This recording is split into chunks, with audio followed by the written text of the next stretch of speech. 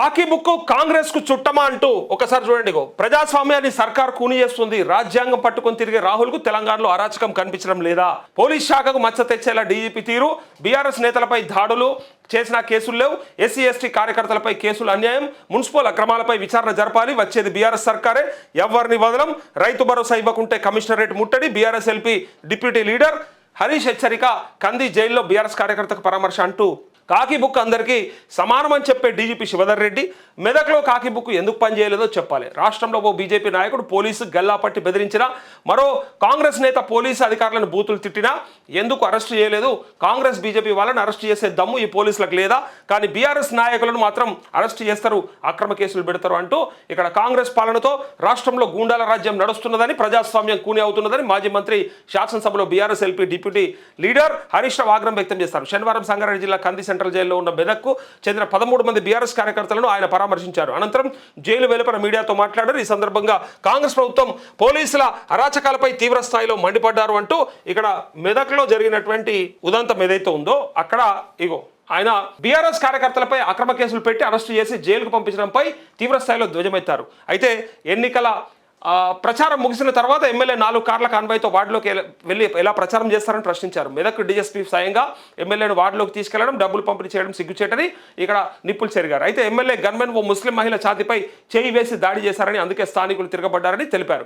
మెదక్లో కాంగ్రెస్ నాయకులు బీఆర్ఎస్ కార్యకర్తల ఆటో టిప్పర్ను పెట్రోల్ పోసి తగలబెట్టిన కేసులు నమోదు చేయలేదని, మరో బీఆర్ఎస్ కార్యకర్త కాలుపై నుంచి కాంగ్రెస్ నాయకుల కారు తీసుకెళ్లి కాలు విరగొట్టిన పోలీసులు కనీసం ఫిర్యాదు తీసుకోలేదని ఆగ్రహం వ్యక్తం చేశారు. ఓ పోలింగ్ బూత్ బీఆర్ఎస్ ఏజెంట్ అఖిల్ను అక్కడి కాంగ్రెస్ ఎమ్మెల్యే నిన్ను ఖతం చేస్తానని బెదిరించిన, కేసులు పెట్టకపోగా దాడులు చేయడానికి ప్రశ్నించిన బీఆర్ఎస్ కార్యకర్తపై అక్రమ కేసులు పెట్టి అరెస్టు చేశారంటూ ఆగ్రహం వ్యక్తం చేశారు. ఎమ్మెల్యే అతడి గన్మెన్ పై ఎందుకు కేసు పెట్టలేదని డీజీపీ శివధర్ రెడ్డి ప్రశ్నించారు. అయితే బీఆర్ఎస్ గెలవద్దనే కాంగ్రెస్ డ్రామాలు అంటూ ఇదొక మాట.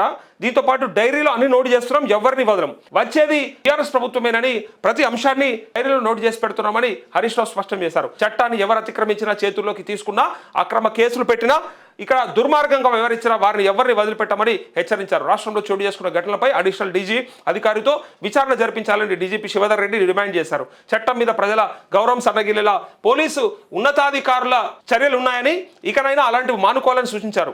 ఏ రాజకీయ పార్టీకైనా చట్టం సమానంగా ఉండాలని హితవు పలికారు. బీఆర్ఎస్ నాయకులు, కార్యకర్తలపై కేసులు పెట్టాలని ఉన్నతాధికారులు మౌఖికంగా చెప్తున్నారని, కాగితాల మీద మాత్రం డీఎస్పీ, సిఐ, ఎస్ఐల పేర్లు ఉంటాయని తెలిపారు. కేసులు హైకోర్టు, సుప్రీంకోర్టు వెళ్లిన తర్వాత అక్రమ అరెస్టులు అరెస్టులపై కింది స్థాయి అధికారులు జవాబుదారు అవుతారని హెచ్చరించారు. ఇప్పుడున్న ఉన్నతాధికారులు త్వరలో రిటైర్ అయిపోతారని, ఆ తర్వాత కోర్టుల్లో చట్టం ముందు కింది స్థాయి అధికారులు సమాధానం ఇవ్వాల్సి ఉంటుందని తెలిపారు. గూండాయిజం, పోలీసు రాజ్యం మీద, పోలీసు వ్యవహార శైలి మీద అసెంబ్లీలో సీరియస్ చర్చ పెడతామని తెలిపారు. మున్సిపల్ ఎన్నికల్లో అతిగా వ్యవహరించిన పోలీసు అధికారులపై చర్యలు తీసుకోవాలన్నారు. తమ కార్యకర్తలను రక్షించుకునేందుకు అవసరమైతే హైకోర్టు, సుప్రీంకోర్టుకు వెళ్తామని తెలిపారు. అక్రమ కేసులు పెట్టిన వారి శిక్ష పడే వరకు పోరాడతామని హరీష్ రావు స్పష్టం చేశారు. అయితే కమిషనరేట్ను ముట్టడిస్తారట. ఏదానికోసానికి? రేవంత్ సర్కారు వెంటనే రైతు బంధులు డబ్బులను రైతుల ఖాతాల్లో జమ చేయకపోతే వ్యవసాయ శాఖ కమిషనరేట్ను ముట్టడిస్తామని హరీష్ రావు హెచ్చరించారు. ఈ హరీష్ రావు గతంలో కూడా గిట్నే చెప్పిండు. రుణమాఫీ సంపూర్ణంగా చేయకపోతే పోయి రాహుల్ గాంధీ ఇల్లు ముట్టడిస్తామని చెప్పారు. ఢిల్లీ పోతామని చెప్పిండు. ఎందుకు పోలేదో నాకు కూడా అర్థం కాలే. పోవాలి కదా, ఢిల్లీకి పోనీకి టికెట్లు లేవా, టికెట్లకు పైసలు లేవా, ట్రైన్లు దొరకలేవా, ఫ్లైట్లు దొరకలేవా? మరి కారణం ఏంది? ఎందుకంటే ఓట్ల కోసానికే మాట్లాడు కాదు బీఆర్ఎస్ వాళ్ళు కూడా, ప్రతిపక్షం కూడా ఏం చేయాలి? నువ్వు ఎంత ప్రయత్నం చేయాలో అంత ప్రయత్నం చేయాలి. నీకు ఓట్లు వేసింది ఎందుకు? ఇంకా ఎమ్మెల్యేలుగా గెలిపించి ప్రతిపక్ష హోదా ఇచ్చి అసెంబ్లీలో పెడితే మీరు ఢిల్లీ పోయి రాహుల్ గాంధీ ఇంటికాడ కూర్చొని కూడా రాలేదు మీకు. మళ్ళీ అది కూడా చేతకాలే. మళ్ళీ చెప్తారు రైతులకు రైతు బంధు పడేదాకా పోరాటం. ఎక్కడుంది మీ పోరాటం? ఎంత చేస్తున్నారు? ఇంకా నేనేమంటున్నా, ఇంకా ఎక్కువ చేయాలి. ఒక జర్నలిస్ట్గా, ఒక మీడియా ప్రతినిధులుగా మేమే రోజు అడుగుతూ ఉన్నాం, ఏమా ఇంకెప్పుడు వేస్తారు, ఏమా రైతులు ఎదురు చూస్తున్నారు, చూడరు రైతులు గోసపడుతున్నారు, రైతులు ఇబ్బంది పడుతున్నారని చెప్తున్నాం. అది మేం చెప్పిందే వినపడుతుంది తప్ప మీరు చెప్పింది ఎన్నడో ఒకనాడు. నేననేది ఇంకా గట్టిగా పోరాటం చేయాలి, ఇంకా గట్టిగా ప్రయత్నం చేయాలి. మీకు కదా ఇచ్చింది, ఇప్పుడు కత్తి ఇచ్చింది మీకు, పోరాటం చేయాల్సింది మీరు. అట్టి చేతులతో ఎంత సపోర్ట్ వస్తుంది? ఎంతగానో అమ్మట కొట్టమంటారు. చేతికి కత్తి ఇచ్చిర్రు, కర్ర ఇచ్చిండ్రు, సరే వాళ్ళకు యుద్ధం చేయమని వాళ్ళకి ఇచ్చిర్రు అనుకుందాం. ఎవరికి? అధికార పక్షానికి ఇచ్చిర్రు. కానీ ప్రతిపక్షానికి ఒకటి ఇచ్చిర్రు కదా, డాల్ ఇచ్చిర్రు కదా. వాళ్ళకి కత్తి ఇచ్చిర్రు అనుకో, వీళ్ళకి డాల్ ఇచ్చిర్రు కదా. వీళ్ళు అడ్డం పెట్టుకోవచ్చు, ఆపుకోవచ్చు, దాంతో సపోర్ట్ కూడా చేయొచ్చు కదా.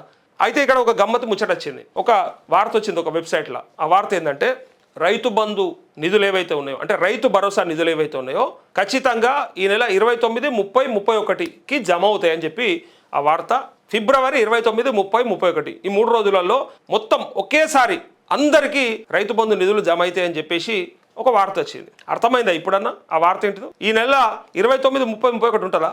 ఉండదు. కాబట్టి రేవంత్ రెడ్డికి సెటైర్గా ఈ వార్త వేసారు. ఉంది, చాలా పెద్దగా రాసిరు. కాకపోతే చెప్తే నవ్వుతారని చెప్పి ఇప్పటికే ఇంకా ఏం చెప్తావన్నా అది వచ్చేది కాదు, పోయేది కాదు, సచ్చేది కాదు, ఎన్నిసార్లు చెప్తావు, ఎన్నిసార్లు మాట్లాడతారని మీరు అంటారు కాబట్టి నేను అది చెప్పలేదు. కానీ 29, 30, 31 నాడు రైతు బంధు రిలీజ్ డబ్బులు ఇట్లా కూడా వేస్తారు కొంతమంది. చూడరు కావాలంటే కొంతమంది ఇట్లా కూడా వీడియోలు చేస్తారు. తెలియని వాళ్ళు పాపం అది కూడా వస్తున్నారు. అది కూడా ఓపెన్ చేసి ఇక వాటితో ఏమో కావాల్సేమో 29, 30, 31 అది లేదా ఇది రాదా, 29, 30, 31 ఈ నెల ఉండదా ఫిబ్రవరిలో ఆ పైసలు రావాయి. అందుకోసం సెటైరికల్గా ఆ 3 రోజులలో బ్రహ్మాండంగా క్రియేట్ కాబోతా ఉన్నాయని చెప్పి వేస్తూ ఉన్నారు. అయితే ఎక్కడో కమిషనర్ రెడ్డి ముట్టడిస్తారట. సీఎం రేవంత్ రెడ్డి ఎన్నికలకు ముందు రైతు బంధు డబ్బులు వేస్తారని లీకులు ఇచ్చాడని ఆ తర్వాత ఊసెత్తడం లేదంటూ ఆగ్రహం వ్యక్తం చేశారు. రైతు బంధు డబ్బులు వేయకపోతే బీఆర్ఎస్ ప్రత్యక్ష పోరాటానికి దిగుతుందని స్పష్టం చేశారు. బీఆర్ఎస్ కార్యకర్తలను పరామర్శించిన వారిలో ఎమ్మెల్యే చింతా ప్రభాకర్, మాణిక్రావు, మాజీ ఎమ్మెల్యేలు పద్మాదేవేందర్ రెడ్డి, శశిధర్ రెడ్డి, అట్లే నాయకులు పట్నం మాణిక్య, మల్లికార్జున్ గౌడ్, మామిల రాజేందర్, చింతా సాయి, మందుల వరలక్ష్మి, శివరాజ్ పాటిల్, శ్రీకాంత్ గౌడ్ తదితరులు ఉన్నారంటూ ఇక్కడ పూర్తిగా రైతు బంధు కోసానికైతే మేము పోరాటం చేస్తాం, అది పడేదాకా ఇడిచిపెట్టమని చెప్పి ఇగో యంత్ర సబ్సిడీ రాదు, రైతు భరోసా పడదు అంటూ హైదరాబాద్ ఎన్టీఆర్ స్టేడియంలో రైతు బడి యూట్యూబ్ ఛానల్ అగ్రి షోలో మాట్లాడుతున్న మాజీ మంత్రి హరీష్ రావు అంటూ ఇక్కడ ఏమంటుండంటే ఆ యంత్ర సబ్సిడీలు రావు, ఇటు పక్క మీకు రైతు భరోసా పడదని ఆయనే చెప్తా ఉన్నాడు. అందుకోసమే కొట్లాడాలి, వీళ్ళు ఏం చేయాలి, కొట్లాడాలి, అవకాశం ఉన్నది కాబట్టి కొట్లాడాలి. పనితీరుతోనే పదవులు, పార్టీలో సీట్ల కోసం ఏ కోటాలు ఉండవు, కాంగ్రెస్ మెజార్టీ 2 నుంచి 12% పెంచాం, అసెంబ్లీ ఎన్నికల్లో అత్యధిక 2% ఓట్లే ఆధిక్యత, అయితే మున్సిపల్ ఎన్నికల్లో 12% పెరిగింది, పార్టీపై ప్రజల్లో పెరిగిన నమ్మకం విశ్వాసమే కారణమని రేవంత్ రెడ్డి అంటున్నాయి. ఒక్కసారికి చూడండి, ఇగో ఆయన అన్నటువంటి మాట ఏందో చూడండి. ఏ కోటా ఉండదట, ఒకటే కోటా ఉంటుందట. ఆ కోటా ఏందో ఇక్కడ చూడండి. ప్రతిభే ప్రామాణికం, కాంగ్రెస్లో ఏ లిస్టులు ఉండవు, ఉండేది ఒక్క మెరిట్ లిస్టే, వారసత్వం కాదు కష్టపడే వారికే పదవులు. ఒకసారి చూడరు, ఇక వారసత్వం కాదంట్రీ, పార్టీలనే వారసత్వం పెట్టుకుంటారు. ఇక మళ్ళీ ఏమనంటే పదవి తీసుకున్నారా, ప్రధానమంత్రి అయ్యేది ఉంటే కూడా తీసుకోలేదు కదా, సోనియా గాంధీ కూడా వెరటోలను పెట్టింది కానీ ఆమె తీసుకోలేదు కదా, అట్లే రాహుల్ గాంధీ కూడా ప్రధానమంత్రి అయ్యే అవకాశం ఉన్న యూపీఏ 2 గవర్నమెంట్లో చేయలేదు కదా అని ఇట్లాంటి మాటలన్నీ కూడా వినిపిస్తాయి, కనిపిస్తాయి. కాకపోతే పార్టీలనే వారసత్వం పెట్టుకొని అసలు పార్టీయే ఇప్పుడు కాంగ్రెస్ పార్టీనే సరే మళ్ళీ అధ్యక్షుని ఓలం చేసినామని కూడా అడుగుతారు కొంతమంది. మల్లికార్జున ఖర్గే చేశారంటే సరే ఖర్గే గారిని చేసి అన్ని ఖర్గే గారి చేత్తోనే అవుతున్నాయా, అన్ని ఖర్గే గారే డిసిషన్ తీసుకుంటున్నారా? మళ్ళీ ఏమనంటే ఆయన ఎట్లా పెట్టాలంటే పెట్టిండ్రు, ఇక ఉన్నాడంటే ఉన్నాడు, ఉత్సవ విగ్రహం లెక్క అని కామెంట్ చేసేటోళ్ళు మీ వాళ్ళే ఉన్నారు. మళ్ళీ ఎవరో కాదు, కాంగ్రెస్ కార్యకర్తలు